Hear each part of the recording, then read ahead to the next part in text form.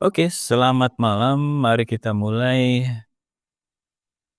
Bagaimana jika saat Anda menguasai emosi, keberlimpahan akan lebih mudah untuk berdatangan di kehidupan Anda? Karena saat emosi ditolak akan mencederai Anda, tapi kalau Anda bekerja sama dengan emosi tersebut, Anda bisa memanfaatkannya. Kenalkan, nama saya Rahmat Barus MBA, salah seorang Certified Master of Attraction, Master Practice in Neuro Linguistic Programming, serta fasilitator di wait, fasilitator di apa nih? Sesi meditasi malam ini. Em, Sesi meditasi malam ini terinspirasi dari, eee, Bruce Banner ketika dia berubah dari Bruce Banner menjadi Hulk.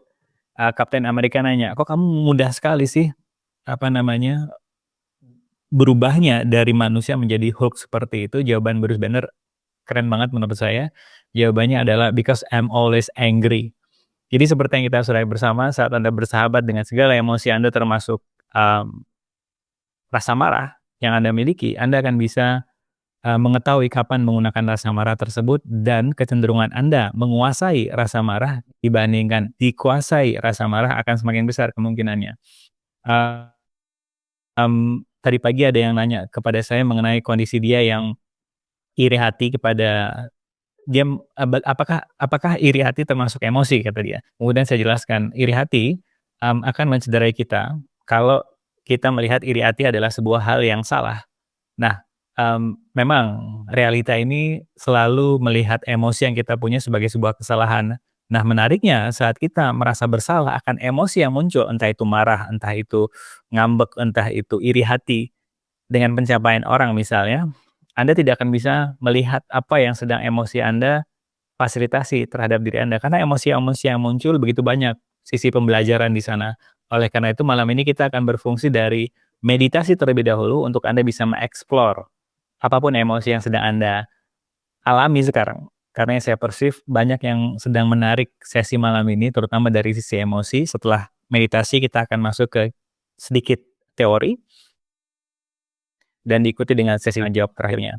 Karena itu tadi, ketika Anda menguasai atau lebih tepatnya berteman dengan emosi yang Anda miliki, karena banyak orang di luar sana, bukan Anda, yang sedang belajar begitu banyak modalitas spiritual apapun itu, mereka ternyata menggunakan teknik modalitas spiritual itu sebagai spiritual bypass. Aku nggak mau merasakan emosi yang sedang aku alami karena menurut realita lingkungan dan keluargaku mempunyai emosi adalah sebuah hal yang salah, artinya aku perlu menggunakan modalitas-modalitas yang sudah aku pelajari untuk melompati, menolak, menghindari, emosi yang sedang aku miliki.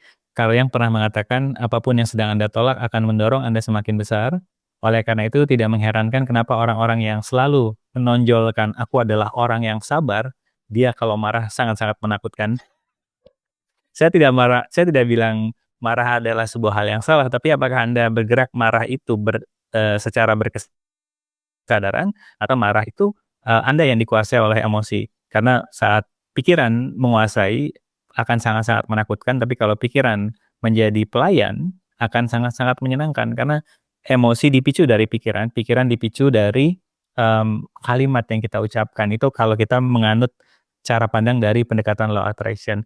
Your thought sorry, your comment, your words create your statement, statement create your thought, thought create your emotion. Nah, bagaimana kita ingin mengubah emosi, ya ubah dulu, pikirannya. Bagaimana kita mau mengubah pikiran, yaitu rubah dulu kata-katanya.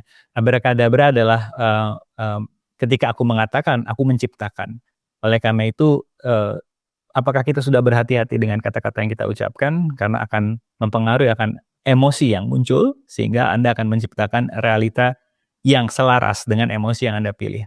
Karena sekali lagi kalau kita yang sudah belajar yang namanya energi, dan Tesla mengatakan untuk mengetahui rahasia semesta kita hanya perlu tahu 3 hal, frekuensi, vibrasi, serta, mmm, energi, yang mana akan dibahas lebih banyak hari Selasa tanggal 3 nanti. Kita akan menghandle serangan energi dari orang-orang yang mungkin secara sengaja atau tidak sengaja sedang menyerang kita. Kita akan, bekerja sama dengan planet, bintang, dan bumi, sorry, planet, bulan, dan bumi, sorry, planet, bulan, dan matahari, untuk Anda bisa menghandle serangan-serangan energi, yang orang-orang sedang serang ke kita secara sengaja atau tidak sengaja, sehingga ketika Anda merasa kewalahan, Anda bisa memanfaatkan, kontribusi dari semesta tersebut. Dan pembahasan malam ini kita akan membahas mengenai satu, emosi, anger. Nanti kalau mungkin muncul emosi-emosi lain, kita akan membahasnya juga. Namun malam ini kita akan mulai dengan sesi meditasi. Baik, sambil Anda duduk dan merasakan suhu tertentu di ruangan di mana Anda berada, setiap suara-suara yang bermunculan, pikiran-pikiran yang berdatangan, tolong dihadirkan. Karena tugas kita, kalau Anda sudah bermain-main berkamu bersama, kita tidak lagi menghindari emosi tersebut, melainkan memperhatikan tanpa penghakiman, karena saat kita memperhatikan tanpa penghakiman, kita akan mendapatkan begitu banyak fasilitasi dari emosi tersebut. Baik,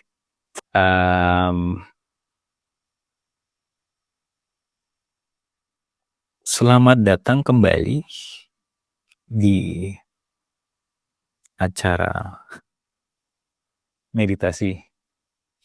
Baik, seperti yang kita sudah bersama, tadi di depan sudah kita bahas, saat Anda bergerak dari ingin mengendalikan emosi, yang terjadi adalah emosi tersebut semakin besar. Dan memang realita ini, terutama dari sistem pendidikan kita dan didikan dari keluarga selalu menyarankan kita tidak boleh mempunyai emosi seperti marah. Karena marah itu tidak baik. Apa yang terjadi? Kita memendam rasa marah tersebut, sehingga ketika rasa marah tersebut diperlukan, dia tidak muncul, namun saat dia tidak diperlukan, dia muncul dengan hantaman yang luar biasa, yang malah membuat permasalahan tersebut tidak selesai, malah semakin parah. Dan itu nggak apa-apa juga. Namun paling tidak dengan level kesadaran kita yang sudah berbeda dibandingkan yang dulu, kita akan melihat bagaimana jika tugasku bukan untuk menghalangi rasa marah, tapi memanfaatkannya. Aku duduk bersama dia, berteman dengan dia, dan menghadirkan dia semuanya. Baik itu rasa marah, rasa malas. Jadi seperti kita mempunyai, mengundang teman-teman kita untuk makan malam bareng, orang-orang yang kita undang, yang kita anggap baik saja, dan kemudian teman-teman kita yang mungkin agak rebel, dan kita takut nanti dia akan mengganggu acara makan malam kita, dan kita tidak undang, dia akan mensabotase acara makan malam kita. Namun saat kita mengundang semuanya di acara makan malam kita, baik itu yang rebel-rebel, yang kita anggap gak baik, sifat-sifat kita yang kita, si Rahmat yang suka nunda, si Rahmat yang pemalas, si Rahmat yang pemarah gitu ya. Kita hadirkan serta Rahmat yang rajin, Rahmat yang kreatif, Rahmat yang sabar juga dihadirkan. Proses makan malam tersebut akan menjadi sebuah sarana kita untuk lebih mudah untuk kembali menjadi infinite being. Karena Deepak Chopra pernah mengatakan kita adalah makhluk spiritual atau infinite being yang sedang belajar menjadi manusia, bukan manusia yang sedang belajar menjadi infinite being atau hal-hal spiritual. Dan yang saya sadari ketika kita mengembalikan diri kita kembali menjadi sejatinya kita, yaitu kita adalah makhluk spiritual, kita akan bisa menertawakan apapun kondisi yang sedang kita alami. Karena hal-hal yang sedang kita alami, seperti kemarin ada yang cerita ibunya sedang sakit, yang saya perceive energetically ada contracted di situ. Namun setelah saya minta kepada dia untuk mempertimbangkan bagaimana jika kamu bukan anak dari si ibu, melainkan kamu adalah infinite being, yang saya perceive terjadi sebuah shifting energi yang cukup signifikan. Karena ketika kita menyadari bahwa, karena begini, kalau kita melihat misalnya, karena saya juga anak mami, dulu saya mempunyai janji ke diri saya sendiri, yaitu kalau terjadi sesuatu terhadap ibu saya akan gila. Apa yang terjadi setiap saya komunikasi dengan ibu saya tidak seimbang energinya. Dan ketika terjadi sesuatu kepada ibu saya, misalnya sakit gitu ya, saya tidak bisa melihat kondisi tersebut secara jernih. Saya panik, dan akhirnya energi yang terjadi adalah I make that condition as my problem. Dan saya lupa bahwa ini kan yang sedang sakit ibu saya, kok saya mengarahkan perhatian semuanya ke saya gitu, dengan rasa sedih dan sebagainya. Nah menariknya, dan itu tidak salah juga, tapi setelah saya cek, tunggu dulu, bagaimana jika aku adalah infinite being, dan ibuku adalah infinite being yang juga sedang mengalami perjalanan atau karma atau kontrak jiwa yang memang beliau perlu alami. Nah setelah saya menyadarkan diri saya dengan kesadaran seperti itu, saya bisa melihat kondisi yang sedang ibu saya alami adalah sebuah hal yang memang beliau perlu alami dan saya bisa mengantisipasi atau merespon kejadian tersebut dari sisi yang lebih nurturing. Saya bisa meng-handle ibu saya, eee, membawa beliau ke rumah sakit dan sayanya juga tidak dengan proses yang menyakiti diri saya sendiri. Mungkin ini kedengarannya agak egois ya mungkin ya, kok apa-apa kita, namun saat kita agak susah untuk bisa membahagiakan orang lain kalau diri kita sendiri belum bahagia. Kita agak susah untuk memberikan pelayanan kepada orang lain kalau kita belum melayani diri kita sendiri. Dan yang perlu kita sadari sama-sama ini selalu saya tekankan, berhenti ingin membahagiakan orang lain, karena orang yang ingin kita bahagiakan belum tentu memilih untuk bahagia. Karena orang hanya akan bahagia saat dia memilih bahagia. Karena tugas kita bukan untuk membahagiakan orang lain, melainkan menginspirasi orang lain. Memberikan orang lain sebuah kesadaran, ini loh ada cara pandang berbeda di kehidupan ini. Yaitu berhenti me menjadi victim, menjadi korban di kehidupan. Ada cara lain, yaitu mengisi kehidupan ini tidak melihat diri dia adalah korban dari apapun, melainkan dia adalah individu yang tugasnya di kehidupannya adalah terus mengekspresikan potensi unik versi mereka. Setidaknya dengan kita yang 18 orang hadir malam ini terus berkarya, mengekspresikan potensi, fokus kepada usaha yang kita lakukan, tidak lagi fokus kepada hasil akhir, eee, berpedoman bahwa apakah aku sudah bersenang-senang dalam hal-hal yang aku lakukan sekarang, Anda akan jadi contoh bagi orang-orang yang masih, berfungsi dari mereka adalah korban kehidupan ini. Kalau memang di realita ini karmanya sudah berkesadaran, dia akan memilih. Tapi kalau belum, ya nggak apa-apa nanti di next life-nya paling tidak kita sudah ada di sini untuk menjadi contoh. Karena begini, ada sebuah kesadaran yang cukup menarik yang saya dapatkan yang, saya channel melalui Ezra, bahwa bagaimana jika saya di realita ini berkesadaran karena di realita-realita yang sebelumnya, ya saya belum berkesadaran gitu, dan di realita ini adalah saya berkesadaran. Jadi tidak ada alasan bagi saya untuk merasa jumawa, merasa hebat karena memang udah karmanya aja di realita ini saya berkesadaran. Saya lebih mudah untuk menghandle apapun serangan-serangan energi yang orang-orang sending ke saya, baik itu secara penuh dengan niatan ataupun mereka nggak punya niat untuk menyerang energi, secara energi kepada saya. Dan apabila tugas kita di kehidupan ini adalah menginspirasi, kita juga tidak punya keinginan untuk mengontrol bahwa orang-orang yang kita berikan informasi, dia juga akan memilih kesadaran saat ini.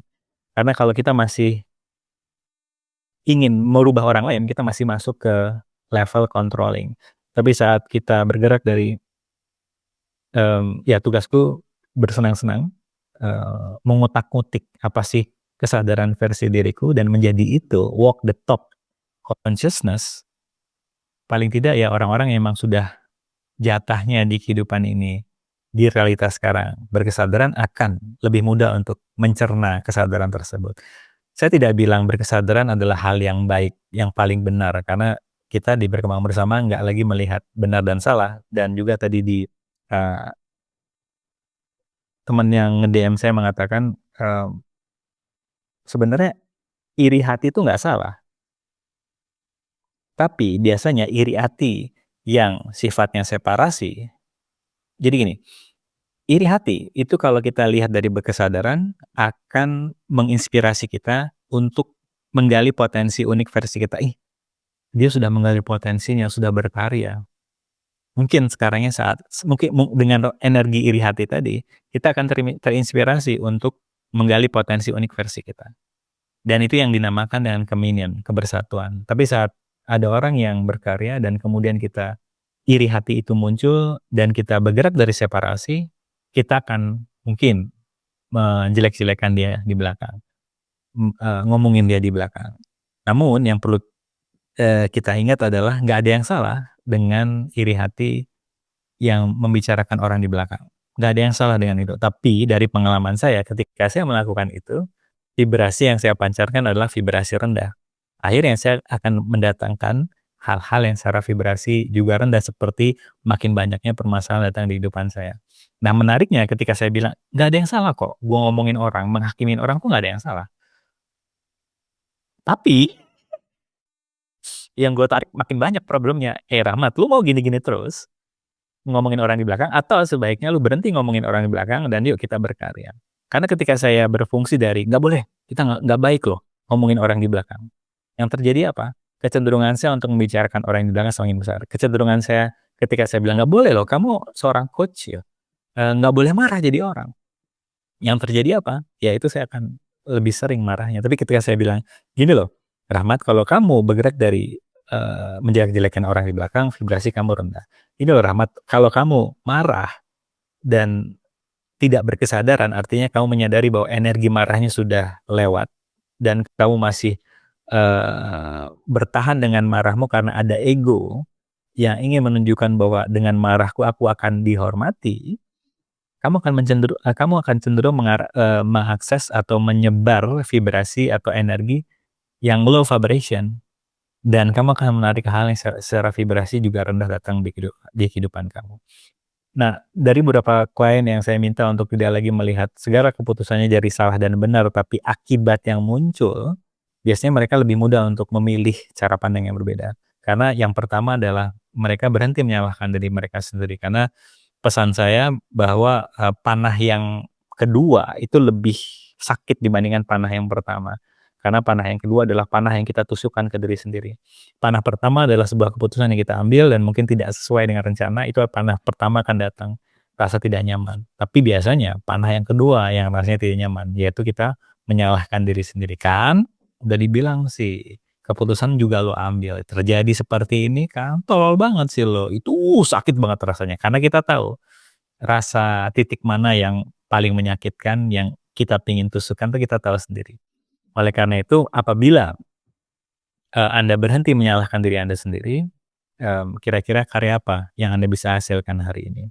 Dan ini yang juga yang saya, apa namanya, yang saya sadari bahwa self sacrifice, eee, kebanyakan orang sedang ingin menunjukkan kalau dia adalah orang yang selalu mengorbankan kebahagiaannya. Orang yang selalu mengorbankan kebahagiaan dia adalah orang yang paling egois. Ini adalah sebuah kesadaran yang cukup menarik di sini. Jadi, klien saya itu, dia mengalami kondisi yang, eee, matanya sudah tidak bisa melihat dengan jelas dan kemudian dia diasuh oleh keluarganya selama 5 tahun, yang ternyata setelah 5 tahun tersebut, klien saya menyadari, "Kayaknya aku punya potensi deh, kayaknya aku bisa mandiri." Dan bisa berkarya sendiri. Dan ini dihalangi oleh keluarganya.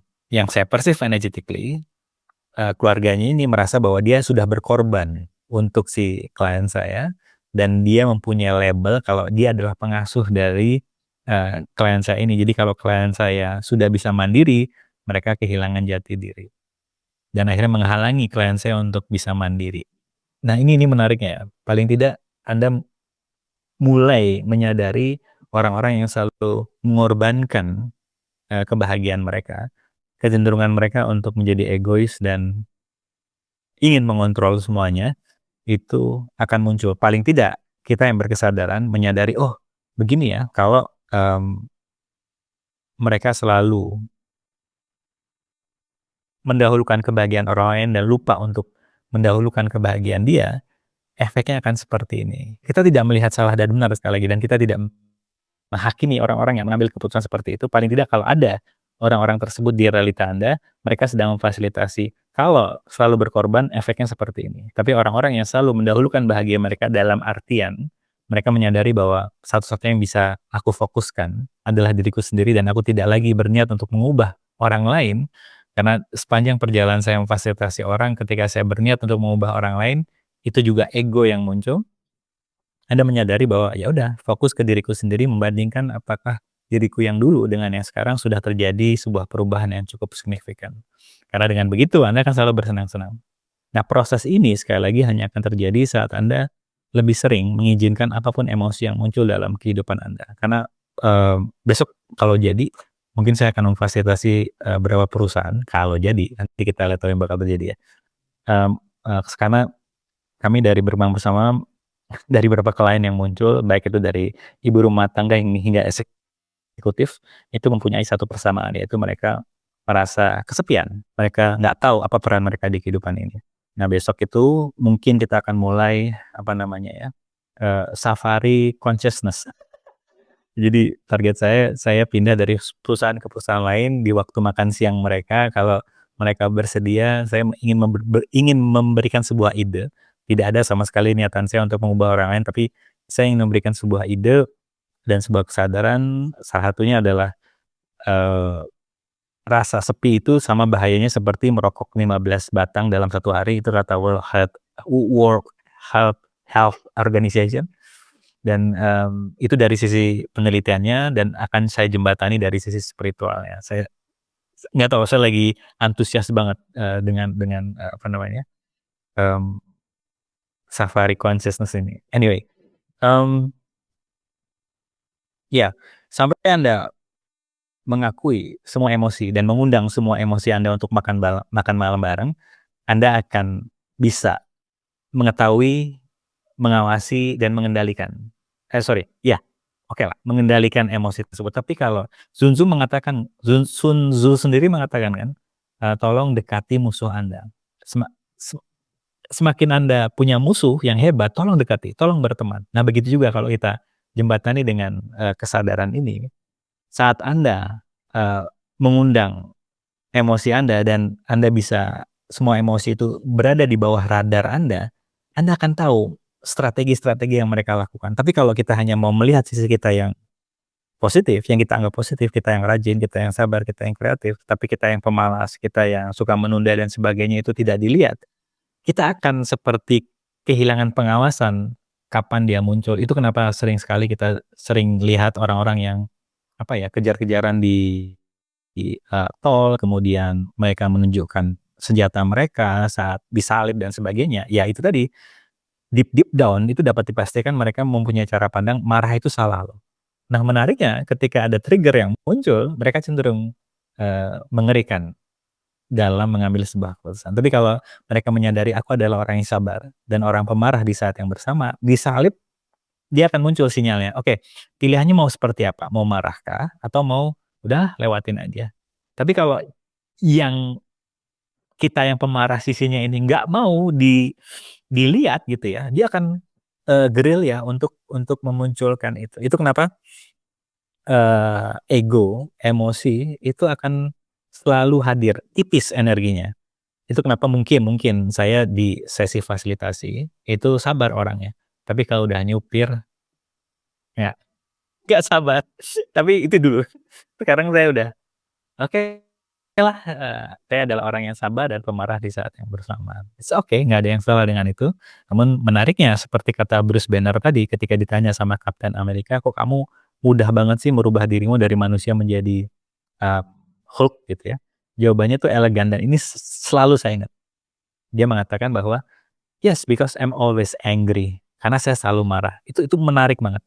Karena saat Anda menghadirkan semua emosi Anda bisa mau pilih, mana nih emosi yang mau aku pilih sekarang? Dan menariknya saat Anda menggunakan emosi tersebut, misalnya marah kepada anak Anda misalnya, Anda tahu ketika anak Anda sudah berubah, Anda dengan elegannya bisa memilih emosi yang lain.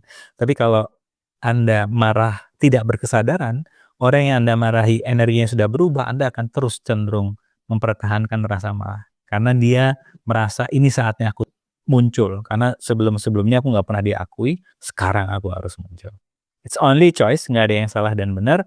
Keputusan di tangan Anda. Kami dari Beruang Bersama memberikan sebuah point of view. Please love, accept, hold your anger. Peluk dia seperti layaknya anak kecil.